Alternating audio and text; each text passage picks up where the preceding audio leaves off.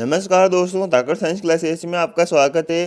दोस्तों, आज हम पीटीईटी के इंटरेस्ट एग्जाम में जो भारत का जीके आता है, इंडियन जीके, उसके बारे में बात करेंगे। इसमें लगभग 10 क्वेश्चन के आसपास तो राजस्थान जीके के आते हैं और 40 क्वेश्चन हैं जो कि इंडियन जीके से आते हैं। जीके की बात करें तो जीके में हमारे हिस्ट्री, इकोनॉमी, ज्योग्राफी और ये सब आ जाती हैं, कल्चर, आर्ट एंड कल्चर। तो हम उन सबकी क्वेश्चन की बात करेंगे। तो चलिए हम आज क्लास को स्टार्ट करते हैं, जो कि पीटीईटी के लिए है और बहुत ही इंपॉर्टेंट क्लास है दोस्तों ये। पहला क्वेश्चन आपकी स्लाइड पे आ गया है। पहले क्वेश्चन का आप आंसर दीजिए। पहले क्वेश्चन का आंसर क्या होगा? पहला क्वेश्चन है कि पहला क्वेश्चन आपको दिख गया है। क्वेश्चन है कि भारत का नेपोलियन किसे कहा जाता है? भारत का नेपोलियन किसे कहा जाता है? आपको इसका आंसर देना है। दोस्तों, ऐसे ही क्वेश्चन हमने बीएसटीसी में भी किए थे।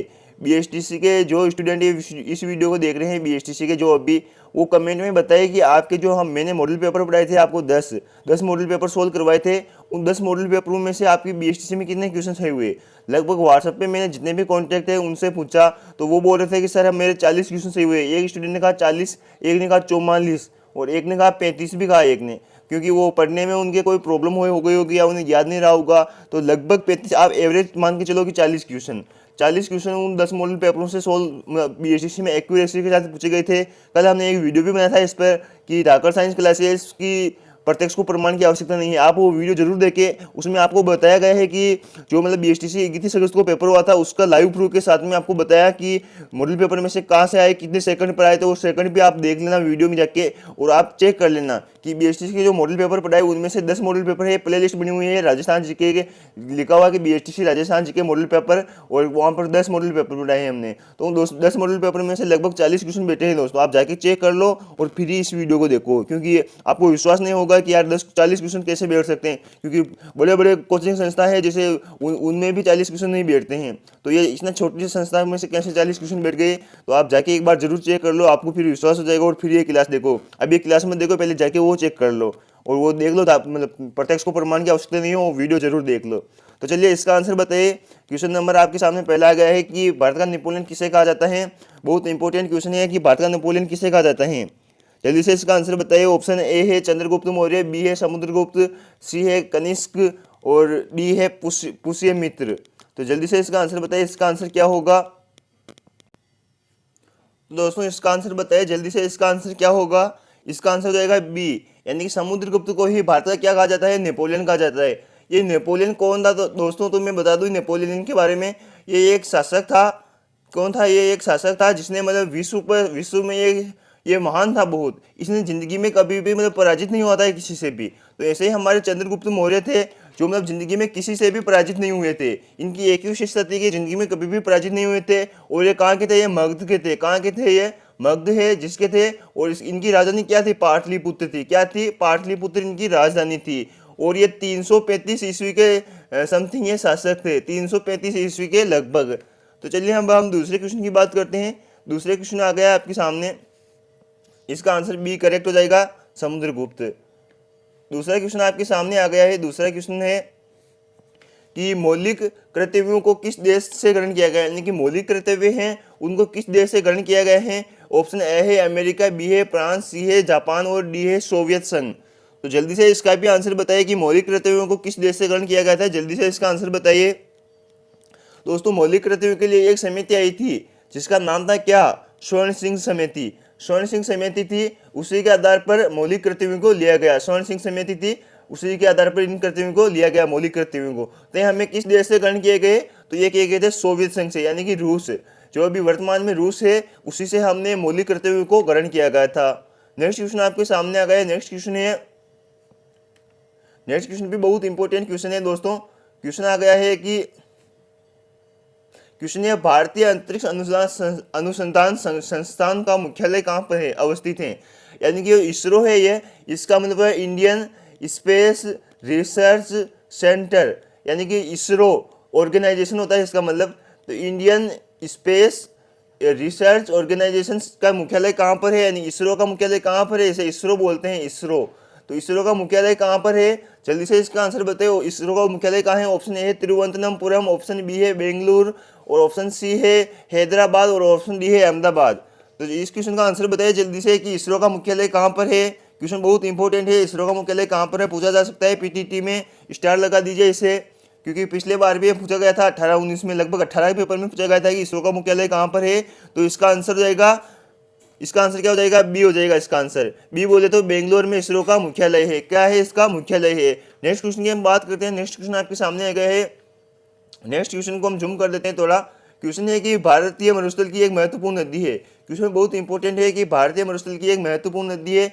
ऑप्शन ए है लूनी, बी है व्यास, सी है कृष्णा और डी है नर्मदा। इन नदियों में से कौन सी नदी है जो कि मरुस्थल की महत्वपूर्ण नदी है। तो अब आप एक क्वेश्चन पढ़ के नहीं गए तो भी इसे सही कर सकते हो कि नर्मदा को काट दोगे, मरुस्थल में नहीं है, कृष्णा को काट दोगे, ये भी नहीं है, व्यास को काट दोगे। अगर या ऑप्शन में व्यास की जगह बनास आ जाता या फिर चंबल आ जाता तो फिर आपको कंफ्यूज पैदा होता है कि अरे राजस्थान की नदियाँ हैं, लेकिन सिर्फ राजस्थान की नदी तो एक ही है, कौन सी, लूनी नदी। तो इसका आंसर क्या हो जाएगा, मरुस्थल की एक महत्वपूर्ण नदी कौन सी है, लूनी नदी। ए इसका करेक्ट आंसर हो जाएगा।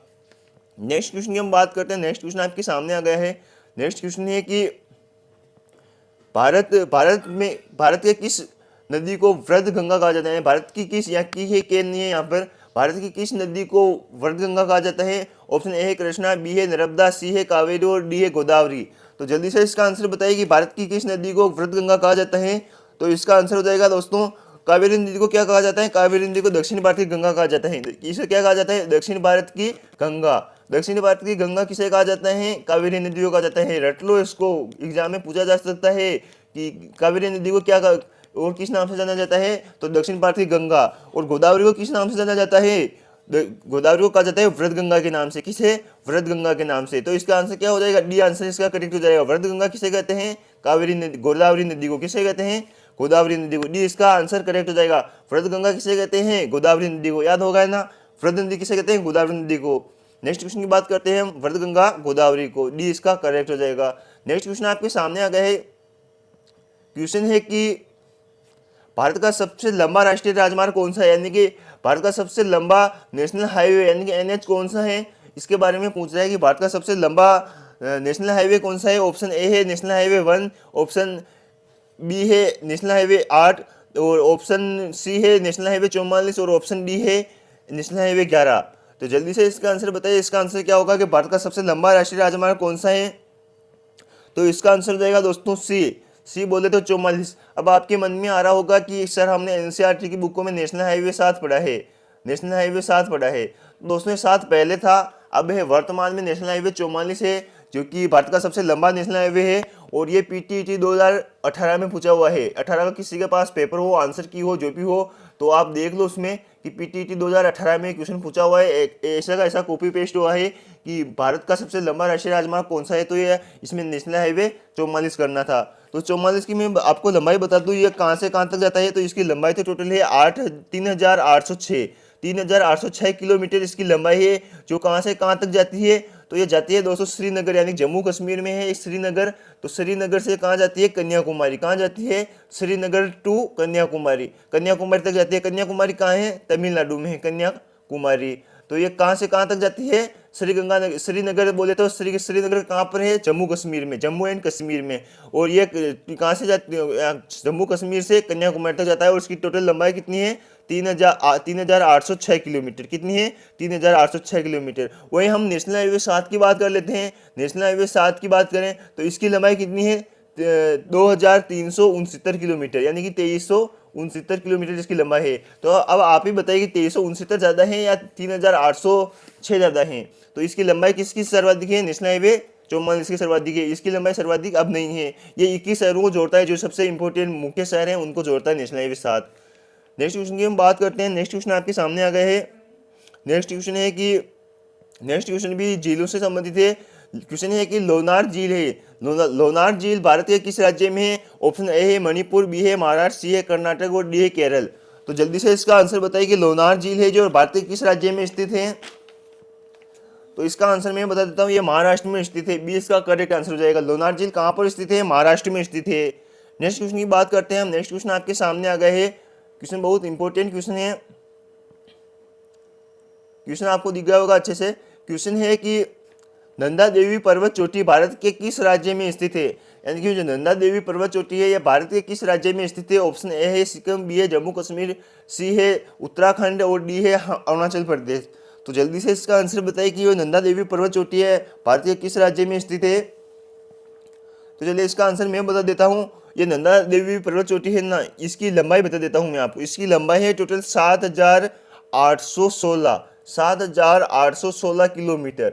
नंदा देवी पर्वतमाला की ऊंचाई कितनी है? 7,816 किलोमीटर इसकी लंबाई है। और यह भारत की दूसरी सबसे लंबी चोटी है। भारत की दूसरी यानी कि सेकंड लार्जेस्ट पर्वतमाला है। कौन?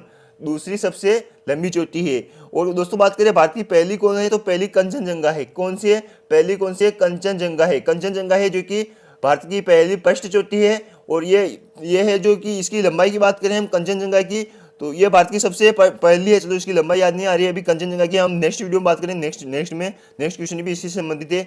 तो ये कहाँ है? नंदा देवी पर्वत चोटी है जो कहाँ पर है? उत्तराखंड में। कहाँ पर है? उत्तराखंड में। हाँ, उत्तराखंड की जगह उत्तरांचल भी मिल जाए तो कंफ्यूज ना हो। उत्तराखंड और उत्तरांचल एक ही है। उत्तरांचल या उत्तराखंड एक ही है ये बात। उत्तराखंड या उत्तरांचल ये एक ही है। जैसे हिमाचल प्रदेश है वैसे ही उत्तरांचल लिखते हैं इसको कुछ लोग कुछ किताबें। नेक्स्ट क्वेश्चन की बात करते हैं हम। नेक्स्ट क्वेश्चन आपके सामने कंचनजंगा से आया है वापस। कंचनजंगा है पर्वत चोटी कहाँ स्थित है? तो इसकी हमने लंबाई की बात की थी। इसकी लंबाई है दोस्तों 8,586 यानी कि 8,586 किलोमीटर। ये किसकी लंबाई है? कंचनजंगा की लंबाई है। और ये भारत की सबसे ऊंची चोटी है और ये सिक्किम में है। कहाँ है? सिक्किम में। कहाँ पर है? सिक्किम में है। और सिक्किम कहाँ पर है? भारत में है। भारत इसका डी आंसर हो जाएगा। सिक्किम में है और सिक्किम भारत में है। और भारत की सबसे ऊंची चोटी है, पूर्णतः भारत में स्थित सबसे ऊंची चोटी है। बहुत से बच्चे को याद होगा कि K2 का नाम सुना होगा आपने। K2 आप बोल दोगे कि सर K2 की ऊंचाई तो 8,611 है, तो 8,611 ज़्यादा है या 8,586 ज़्यादा है? तो मैं ही कह दूंगा कि यार 8,611 सही है। 8,611 सही है। लेकिन ये क्या है कि पाक अधिकृत कश्मीर में आती है, POK में आती है ये। तो ये पूर्णतः भारत में नहीं है। K2 है जो कि पूर्णतः भारत में नहीं है। इसीलिए हम भारत की सबसे ऊंची चोटी किसे मानते हैं? कंचनजंगा को मानते हैं, जो कि सिक्किम में स्थित है 8,586 किलोमीटर। और भारत की दूसरी सबसे ऊंची चोटी कौन सी है? नंदा देवी है या नंदा पर्वत है, जो कि उत्तराखंड में। और 7,816 किलोमीटर उसकी लंबाई है। नेक्स्ट क्वेश्चन हम बात करते हैं। और आपको याद होगा विश्व की सबसे ऊंची चोटी तो माउंट एवरेस्ट है इसे। नेक्स्ट क्वेश्चन की हम बात करते हैं। नेक्स्ट क्वेश्चन आपके सामने आ गया है। क्वेश्चन है कि भारत का सबसे बड़ा बंदरगाह कौन सा है? यानी कि भारत का सबसे बड़ा बंदरगाह कौन सा है? ऑप्शन ए है विशाखापट्टनम, बी है मुंबई, सी है पारादीप और डी है कांडला। तो इसका आंसर जल्दी से बताइए, इसका आंसर क्या होगा कि भारत का सबसे बड़ा बंदरगाह कौन सा है? भारत का सबसे बड़ा बंदरगाह दोस्तों मुंबई है। कौन सा है? मुंबई। मुंबई है जो कि भारत का सबसे बड़ा बंदरगाह है। बंदरगाह या ऐसे भारत का सबसे बड़ा पोर्ट भी कर सकते हैं। बंदरगाह की जगह मतलब बंदरगाह ना आए वो पोर्ट आ जाए कि पोर्ट किसे कहते हैं, तो आप कंफ्यूज ना हो। तो भारत का सबसे बड़ा पोर्ट कौन सा है? मुंबई है। या इसमें आप करेक्शन कर लीजिए, क्या है? बी है। या बी इसका करेक्ट आंसर जाएगा। मुंबई है जो भारत का सबसे बड़ा बंदरगाह है। नेक्स्ट क्वेश्चन की हम बात करते हैं। नेक्स्ट क्वेश्चन आपके सामने आ गया है, इसरो से संबंधित है। ये भी क्वेश्चन है कि भारतीय अंतरिक्ष अनुसंधान संगठन की स्थापना कब हुई थी? यानी कि भारतीय अंतरिक्ष अनुसंधान संगठन की स्थापना कब हुई थी? और इसका इसरो भी कहते हैं इसे। इसरो याद रखना है, फुल फॉर्म भी पूछी जा सकती है कि इसरो की फुल फॉर्म क्या है। तो इसरो की फुल फॉर्म क्या है? इंडियन स्पेस रिसर्च ऑर्गेनाइजेशन, यानी कि भारतीय अंतरिक्ष अनुसंधान संगठन इसकी फुल फॉर्म है। तो इसकी स्थापना कब की गई थी? तो इसरो की स्थापना की थी 15 अगस्त 1969 को। 15 अगस्त 1969 को ही इसरो की स्थापना की गई थी। सी इसका करेक्ट आंसर हो जाएगा। नेक्स्ट क्वेश्चन की हम बात करते हैं। नेक्स्ट क्वेश्चन आपके सामने आ गया है। क्वेश्चन है कि भारत में तंबाकू का सर्वाधिक उत्पादन करने वाला राज्य कौन सा है? बहुत इंपॉर्टेंट क्वेश्चन है कि भारत में तंबाकू का सर्वाधिक उत्पादन करने वाला क्वेश्चन कौन सा है राज्य है। इसको स्टार दे लीजिए, बहुत इंपॉर्टेंट क्वेश्चन है। ऑप्शन ए है आंध्र प्रदेश, बी है असम, सी है गुजरात, डी है उत्तर प्रदेश। तो जल्दी से इसका आंसर बताइए कि भारत में तंबाकू का सर्वाधिक उत्पादन कौन सा राज्य करता है? तो तंबाकू का उत्पादन करता है दोस्तों आंध्र प्रदेश सर्वाधिक करता है। और दूसरे स्थान पर पूछे तो कर्नाटक इसका करेक्ट आंसर हो जाएगा। फर्स्ट पे कौन है? फर्स्ट पे तो हमारा आंध्र प्रदेश है। और सेकंड पे बात करें तो सेकंड पे हो जाएगा आपके कर्नाटक। क्या हो जाएगा? कर्नाटक है जो कि सर्वाधिक तंबाकू का उत्पादन करते हैं। नेक्स्ट क्वेश्चन की बात करते हैं हम। नेक्स्ट क्वेश्चन आपके सामने आ गया है। नेक्स्ट क्वेश्चन बहुत इंपॉर्टेंट क्वेश्चन है। क्वेश्चन है कि आयुष्मान भारत योजना के प्रथम चरण का उद्घाटन किस राज्य से शुरू हुआ था? यानी कि जो आयुष्मान भारत योजना की प्रथम चरण का उद्घाटन राजस्थान भारत के किस राज्य से हुआ था? ऑप्शन ए है उत्तर प्रदेश, बी है पंजाब, सी है हरियाणा और डी है छत्तीसगढ़। तो इसका आंसर बताइए, आयुष्मान भारत योजना का शुभारंभ किस राज्य से हुआ था? और वो भी प्रथम पूछ रहा है दोस्तों। तो इसका हो जाएगा छत्तीसगढ़। छत्तीसगढ़ में भी एक जिला है जिसका नाम है बीजापुर। क्या है? बीजापुर। बीजापुर में आयुष्मान भारत की प्रथम मतलब आयुष्मान योजना का प्रथम चरण का उद्घाटन कब किया गया था? तो यह किया था 14 अप्रैल 14 अप्रैल 2018। कब? 14 अप्रैल 2018 में किया गया था। और किसके द्वारा किया गया था? प्रधानमंत्री नरेंद्र मोदी जी के द्वारा किया गया था और भीमराव अम्बेडकर के जयंती के उपलक्ष्य में किया गया था। नेक्स्ट क्वेश्चन की बात करते हैं हम। नेक्स्ट क्वेश्चन आपके सामने आ गया है। नेक्स्ट क्वेश्चन है कि भारतीय नेक्स्ट क्वेश्चन आपके सामने आ गया है, इसको थोड़ा जूम कर देते हैं, आपको अच्छे से दिखेगा। ये क्वेश्चन अच्छे से दिख रहा होगा अब कि भारत में डाक प्रथा का प्रचलन किस शासक ने किया था? यानी कि भारत में डाक प्रथा होती है, उसका प्रचलन किस शासक ने किया था? तो इसका आंसर हो जाएगा दोस्तों, किसने किया था? जल्दी से बताइए। ऑप्शन ए है शेरशाह सूरी, बी है कुतुबुद्दीन ऐबक, सी है अकबर और डी है जहांगीर। तो डाक प्रथा का प्रचलन किसने किया था? शेरशाह सूरी ने किया था। वो ए ऑप्शन इसका करेक्ट हो जाएगा। और एक और पूछा गया था कि दास प्रथा का अंत किसने किया? यानी कि क्वेश्चन पीटीटी में पूछा गया था कि दास प्रथा का अंत किसने किया था? तो ये अकबर ने किया था। किसने किया था? अकबर ने किया था। और कब किया था? 1562 में। 1562 में दास प्रथा का अंत किया गया था। याद रखना, दास प्रथा का अंत कब किया गया था? 1562 में, और अकबर ने किया गया था। और डाक प्रथा की शुरुआत किसने की? शेरशाह सूरी ने। नेक्स्ट क्वेश्चन की बात करते हैं हम। नेक्स्ट क्वेश्चन आपके सामने आ गया कि भारत की राजधानी कब कोलकाता से दिल्ली गई थी? यानी कि भारत की राजधानी है जो कोलकाता से दिल्ली कब परिवर्तित की गई थी? सन है आपके सामने 1857, 1911, 1950, 1947। तो इन चारों ऑप्शन में से बताइए कौन सा आंसर इसका करेक्ट हो जाएगा। जल्दी से बताइए इसका आंसर क्या होगा कि भारत की राजधानी है जो कोलकाता से नई दिल्ली कब चेंज की गई थी, यानी परिवर्तन कब की गई थी, और ये किसने की थी? ये बहुत इंपॉर्टेंट क्वेश्चन है कि पूछा जा सकता है कि किसने की थी। तो दिल्ली से कोलकाता से दिल्ली किसने परिवर्तन की थी? तो जॉर्ज पंचम आ जाएगा इसका नाम। क्या आ जाएगा? जॉर्ज पंचम। जॉर्ज पंचम एक अधिकारी था। जॉर्ज पंचम, आपने जॉर्ज पंचम की कट्टी नाक के बारे में सुना होगा।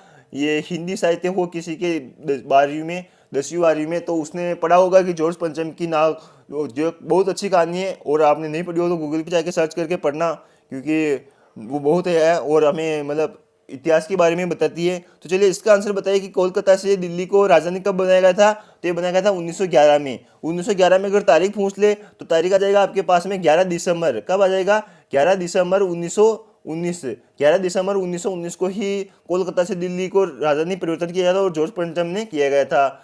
दिल्ली दरबार के तहत किया गया था ये। नेक्स्ट क्वेश्चन आपके सामने आ गया। नेक्स्ट क्वेश्चन है कि भारत में किसके द्वारा अंग्रेजी शिक्षा लागू की गई थी? यानी कि भारत में एक व्यक्ति का नाम पूछा है कि किसके द्वारा अंग्रेजी शिक्षा लागू की गई थी। तो ऑप्शन ए है Lord William Bentinck, option B है लॉर्ड डलहौजी, और ऑप्शन सी है लॉर्ड डफरिन, और डी है इनमें से कोई नहीं। तो जल्दी से इसका आंसर बताइए कि भारत में अंग्रेजी शिक्षा लागू किसने की थी। तो दोस्तों ये की थी लॉर्ड विलियम बेंटिंग। किसने की थी? Lord William Bentinck. ए इसका करेक्ट हो जाएगा। और इसी की जगह पूछ ले कि भारत में अंग्रेजी शिक्षा की शुरुआत किसने की थी। अगर शुरुआत पूछ ले तो शुरुआत में लॉर्ड विलियम बेंटिंग नहीं आएगा, इसमें आएगा क्या आएगा? लॉर्ड डल मेकाले। क्या आएगा? Lord Macaulay. इसलिए तो हम कहते हैं कि मेकाले ने कहा था कि हिंदुस्तानी है जो वेशभूषा से हिंदुस्तानी लगेंगे, बाकी सबसे ये अंग्रेज लगेंगे। शरीर से ये मतलब भारतीय लगेंगे, बाकी ये सभी चीज़ें से ये अंग्रेज लगेंगे। तो आप देख लो इन्हीं की देन है साल इनकी कि हम आज हर चीज़ अंग्रेजी उपयोग में लेते हैं, देसी चीज़ को सब भूल गए हैं। महात्मा गांधी को याद करो कि महात्मा गांधी पूर्णतः स्वदेशी वस्तुओं पर ही विश्वास करते थे। आज साले चाइना, अमेरिका और इन सब की वस्तु हमारे भारत में घूम रही है, हर जगह जगह चाइना की। तो ऐसा कोई स्थान नहीं है भारत में आप कहीं भी चले जाओगे चाइना का सामग्री या नहीं मिलती हो, और जो चाइना की सामग्री यूज में ना लेता हो। तो बिल्कुल हम विदेशी हो गए हैं। तो इसका आंसर क्या हो जाएगा? भारत में अंग्रेजी शिक्षा लागू किसने की थी? तो ये विलियम बेंटिंग ने की थी और लॉर्ड मेकाले ने सर्वप्रथम शुरू की थी। अंग्रेजी शिक्षा की शुरुआत भारत में सर्वप्रथम किसने की थी? लॉर्ड मेकाले ने की थी। नेक्स्ट क्वेश्चन आपके सामने आ गया है। नेक्स्ट क्वेश्चन आपके सामने है कि केंद्रीय सूचना आयोग की स्थापना कब की गई थी? यानी कि जो केंद्रीय सूचना आयोग है, सेंट्रल इंफॉर्मेशन ऑर्गेनाइजेशन है, आयोग की स्थापना किसने की, कब की गई थी? तो ये की गई थी 2005 में। कब की गई थी? 2005 में। 2005 में भी अगर आपको सन पूछ ले तो 12 अक्टूबर। कौन सा जाएगा? 12 अक्टूबर 2005 में सूचना आयोग की स्थापना की थी। अभी ये क्वेश्चन तो पूछे या ना पूछे, लेकिन ये जरूर पूछा जाएगा सूचना आयोग के अध्यक्ष कौन है। अध्यक्ष की बात करें तो सुधीर भार्गव हैं। कौन है? सुधीर भार्गव कौन है? केंद्रीय सूचना आयोग के अध्यक्ष है सुधीर भार्गव। नेक्स्ट क्वेश्चन की बात करते हैं हम। नेक्स्ट क्वेश्चन आपके सामने आ गया है क्वेश्चन है कि केंद्रीय सूचना आयोग किस मंत्रालय के अंतर्गत आता है। बहुत इंपॉर्टेंट क्वेश्चन है कि केंद्रीय सूचना आयोग किस मंत्रालय के अंतर्गत आता है। ऑप्शन ए है प्रधानमंत्री कार्यालय, ऑप्शन बी है कार्मिक मंत्रालय, सी है कानून मंत्रालय और डी है गृह मंत्रालय। यानी कि जल्दी से इसका आंसर बताइए कि केंद्रीय सूचना आयोग है जो किस मंत्रालय के अधीन आता है। तो ये कार्मिक मंत्रालय के अधीन आता है। किसके अधीन आता है? ये कार्मिक मंत्रालय के अधीन आता है। नेक्स्ट क्वेश्चन की बात करते हैं हम। नेक्स्ट क्वेश्चन आपके सामने आ गया है। क्वेश्चन है दोस्तों, अभी तक आपने चैनल को सब्सक्राइब नहीं किया तो सब्सक्राइब कर लीजिए और अपने सभी दोस्तों के साथ इसको शेयर कर दीजिए वीडियो को, क्योंकि बीएसटीसी के मॉडल पेपर के आधार पर हम ये 100% गारंटी के साथ कह सकते हैं कि इन्हें हम जो अभी क्लास स्टार्ट कर रहे हैं इनमें से आपको 40 क्वेश्चन कहीं नहीं गए, क्योंकि 10 क्वेश्चन होते हैं जो हर बार एग्जामिनर नहीं डालते हैं। आपको ऑप्शन काट के वो 10 क्वेश्चन सही कर सकते हो, लेकिन 40 क्वेश्चन आपके हाथ में है। 40 क्वेश्चन आपके हाथ में है और 10 क्वेश्चन भी आपके हाथ में है। अगर आप थोड़ा सा दिमाग लगा के ऑप्शन को काट के हाँ ये नहीं हो सकता, ये नहीं हो सकता, ये नहीं हो सकता, तो फिर क्या हो सकता है, तो ऐसे आप ऑप्शन को काट के सही कर सकते हो। तो चलिए इसका आंसर बताते हैं मैं आपको। इसका आंसर क्या होगा? इसका आंसर हो जाएगा आपके कि वर्ष 2020 में कितने लोगों को पद्म विभूषण से सम्मानित किया गया था। बहुत इंपॉर्टेंट क्वेश्चन है कि पद्म विभूषण से कितने लोगों को सम्मानित किया गया था। तो सी इसका करेक्ट हो जाएगा 7 लोगों को। कितने लोगों को? 7 लोगों को। 7 लोगों को पद्म विभूषण से सम्मानित किया गया था और 16 लोगों को पद्म भूषण से और 118 लोगों को पद्म श्री से सम्मानित किया गया था। नेक्स्ट क्वेश्चन की बात करते हैं हम। नेक्स्ट क्वेश्चन आपके सामने आ गए हैं। क्वेश्चन है कि भारत में तीसरा सबसे बड़ा पद्म पुरस्कार कौन सा है। यानी कि तीसरे की पूछ रहा है कि भारत में तीसरा सबसे बड़ा पद्म पुरस्कार कौन सा है। ऑप्शन ए है पद्मश्री, बी है भारत रत्न और सी है पद्म विभूषण और डी है पद्म भूषण। तो जल्दी से इसका आंसर बताइए कि भारत का तीसरा सबसे बड़ा पद्म पुरस्कार कौन सा है। तो ये हो जाएगा तीसरा कौन सा है? पद्मश्री। ये इसका करेक्ट आंसर हो जाएगा। तो आप बोलेंगे अब सर पहला कौन सा है? तो पहला है पद्म विभूषण। पहला कौन सा है? पद्म विभूषण। दूसरा है पद्म भूषण और तीसरा कौन सा है? पद्मश्री। आप इनको सीरीज वाइज याद रखना। जो 2020 में 7 दिए थे पद्म विभूषण और 16 दिए गए थे पद्म भूषण और 118 कौन से दिए थे? 118 दिए थे पद्मश्री। यानी कि पद्मश्री तीसरा है और ये सबसे छोटा है, जबकि दूसरा कौन सा है? पद्म भूषण और पद्म विभूषण सबसे पहला है। नेक्स्ट क्वेश्चन की बात करते हैं हम। नेक्स्ट क्वेश्चन आपके सामने आ गया है। क्वेश्चन है कि किस भारतीय राज्य को मसालों का बगीचा कहा जाता है। बहुत इंपॉर्टेंट है कि मसालों का बगीचा किसे कहा जाता है। ऑप्शन ए तमिलनाडु, बी है केरल, सी है गुजरात और डी है कर्नाटक। तो जल्दी से इसका आंसर बताइए। इसका आंसर क्या होगा कि भारत में मतलब मसालों का बगीचा किस राज्य को कहा जाता है। तो एक केरल को कहा जाता है। केरल में भारत का सर्वाधिक मसालों का उत्पादन होता है। नेक्स्ट क्वेश्चन की हम बात करते हैं। नेक्स्ट क्वेश्चन आपके सामने आ गए हैं। इसलिए तो राजस्थान का केरल किसे कहा जाता है। क्वेश्चन अब यहाँ भी पूछा जा सकता है कि राजस्थान का केरल किसे कहा जाता है। तो 12 को कहा जाता है, क्योंकि यहाँ सर्वाधिक मसालों का उत्पादन होता है, तो वो इसी आधार पर कहा जाता है। दोस्तों ऐसे भी क्वेश्चन को आप जोड़ के याद कर सकते हो, जिससे आपके 50 में से 50 क्वेश्चन सही हो जाते हैं। वरना आप ऐसे ही एक क्वेश्चन को रटोगे तो 50 क्वेश्चन सही नहीं होंगे, क्योंकि जिसने बीएससी में एक क्वेश्चन को ऐसे रटा था ना कि फिरोज कोटला स्टेडियम कहाँ पर है, उसने कहा था हाँ यहाँ है, तो उसके मतलब कि लगभग 35 क्वेश्चन सही हुए थे, लगभग 35-40 क्वेश्चन सही हुए थे। लेकिन जिसने क्वेश्चन को समझा, भाई क्वेश्चन को रिलेट किया भी हाँ ये यहाँ से तो वो यहाँ से हो सकता है, वो यहाँ से हो सकता है, वो यहाँ से हो सकता है, ऐसे किया, उसके लगभग 45 क्वेश्चन सही हुए। एक फ्रेंड बोला था कि मेरे 44 क्वेश्चन सही हुए थे।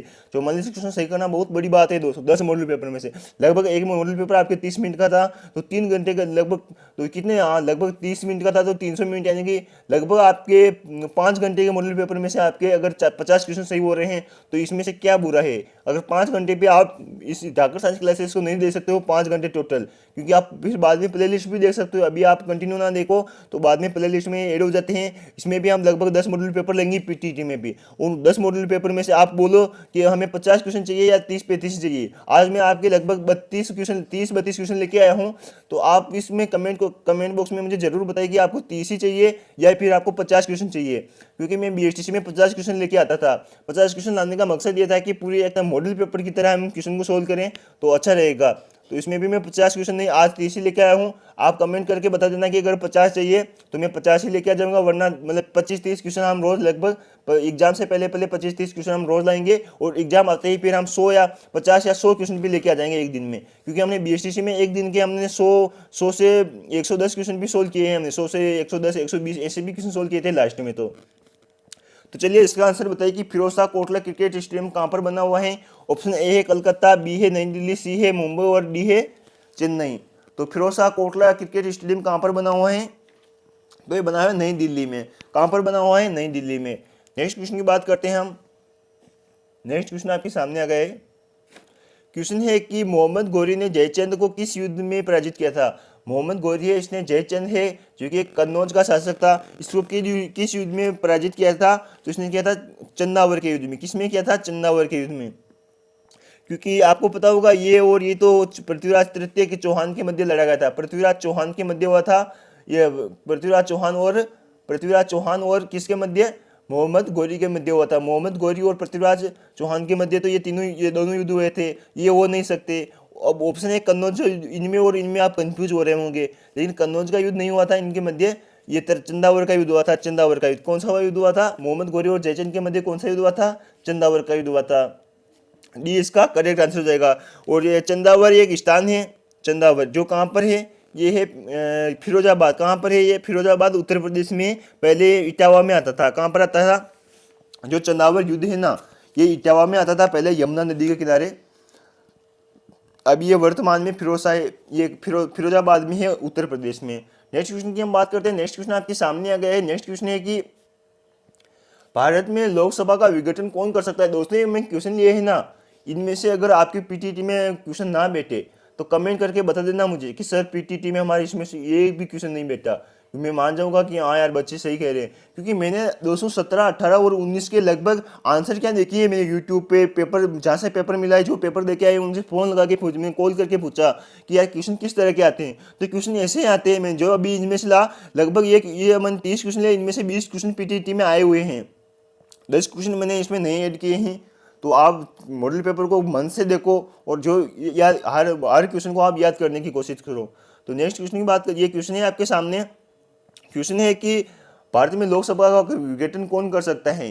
तो ऑप्शन ए है मंत्रिपरिषद, बी है राष्ट्रपति, सी है प्रधानमंत्री और डी है लोकसभा स्पीकर। अभी क्वेश्चन पूछ ले कि लोकसभा स्पीकर कौन है, तो ओम जी बिरला। कौन है? ओम जी बिरला, जो कि कोटा विधानसभा से हैं। बिरला कौन है? ओम जी बिरला, जो कि कोटा से हैं, कोटा विधानसभा क्षेत्र से हैं। नेक्स्ट क्वेश्चन, विधानसभा नहीं लोकसभा। विधानसभा में से विधायक चुने जाते हैं, लोकसभा से सांसद चुने जाते हैं। तो ओम जी बिरला कहाँ के सांसद हैं? कोटा विधानसभा, कोटा लोकसभा क्षेत्र के सांसद हैं। और बात करते हैं हम, तो ये लोकसभा का विघटन कौन कर सकता है? तो इसमें राष्ट्रपति करेक्ट आंसर हो जाएगा। राष्ट्रपति क्यों कर सकता है? राष्ट्रपति को भी पहले परमिशन लेनी पड़ती है, किसकी? मंत्रिपरिषद की। राष्ट्रपति होता है जो मंत्रिपरिषद की सलाह पर ही लोकसभा का विघटन कर सकता है, और फिर बाद में चुनाव भी कराने पड़ते हैं इसको।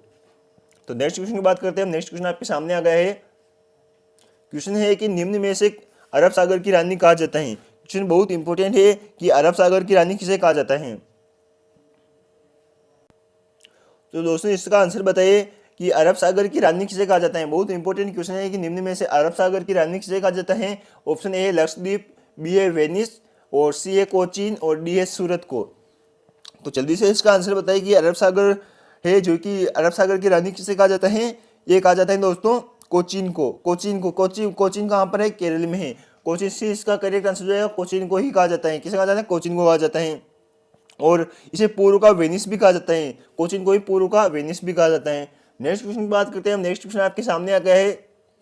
क्वेश्चन है कि भारत के किस राज्य में सर्दी के मौसम में वर्षा होती है, यानी भारत के कौन सा राज्य है जिसमें सर्दी के मौसम में वर्षा होती है। तो यह हो जाएगा हमारा उड़ीसा। सी इसका करेक्ट आंसर हो जाएगा कि उड़ीसा में सर्दी या जाड़े के मौसम में वर्षा होती है।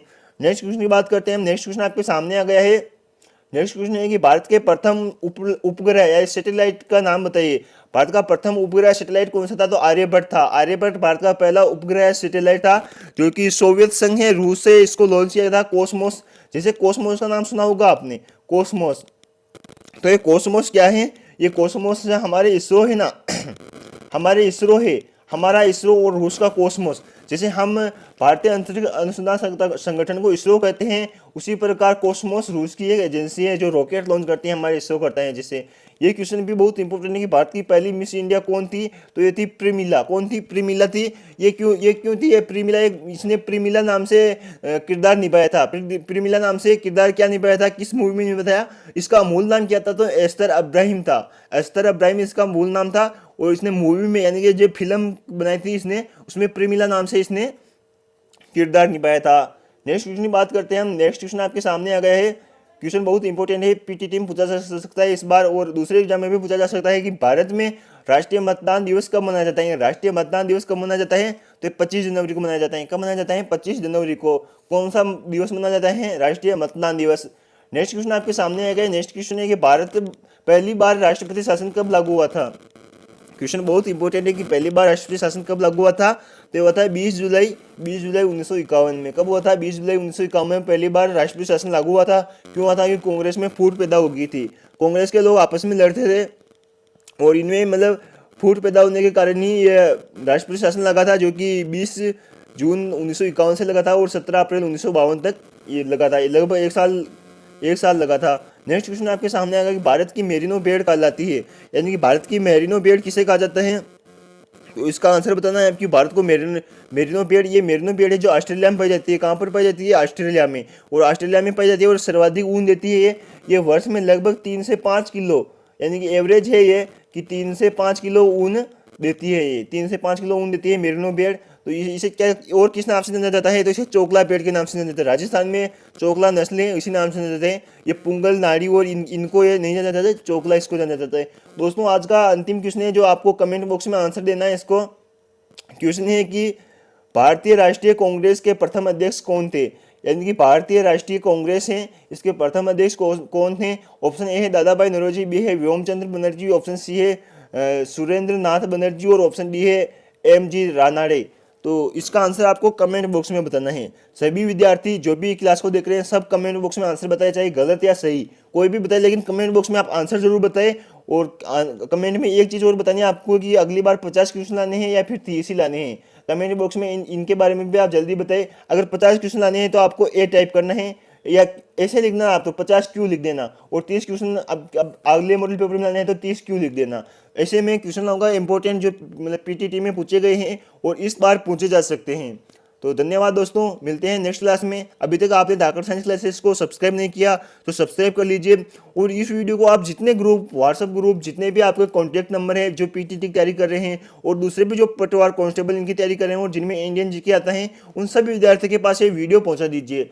क्योंकि दोस्तों वीडियो बनाने में बहुत टाइम लगता है। क्वेश्चन हम इतने इंपॉर्टेंट क्वेश्चन लेते हैं, बहुत मतलब मेहनत करके क्वेश्चन लेते हैं कि यार ये क्वेश्चन पूछा जाएगा या नहीं पूछा जाएगा, सोच समझ के क्वेश्चन लेते हैं, और फिर आप शेयर नहीं करते हो और व्यू नहीं आते हैं तो आप थोड़ा दुख होता है। तो आप इस वीडियो को जितने व्हाट्सएप ग्रुप है उनमें शेयर कर दीजिए, और नेक्स्ट क्लास में मिलते हैं और कमेंट बॉक्स में अपनी राय जरूर बताइए। धन्यवाद दोस्तों।